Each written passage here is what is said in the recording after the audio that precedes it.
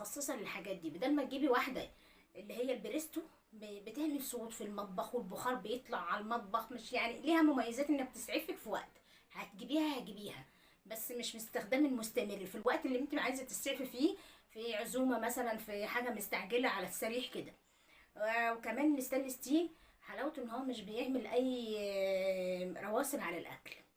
يعني مثلا لو بتعملي صلصه، لو خدت بالك اي طبخ فيه صلصه بتعمليه في الالومنيوم، بيحصل ان هو بيطلع الحمضيات بتاعته في قلب الحله، وبتاكل في الالومنيوم تبص تلاقي الحله بتلمع وحدها. دي حاجه كمان، دي عيب بقى في الالومنيوم. وغير بقى ان الضحك وهلك وضحك دراع، وكل شويه عايزه ايه، دعك بالدراع وبالايد وموال بقى. اما الستانلس ستيل لو انت مهديه النار عمره ما هيتحرق معاكي، ولا من تحت ولا من جوه، يعني اهو ما بيتحرقش. طب وانا بقى لو في حاجه مثلا اصفرت مثلا مع الوقت من بره زي كده، من جوه بخلوش يتحرق، لان انا بقلب على النار هاديه.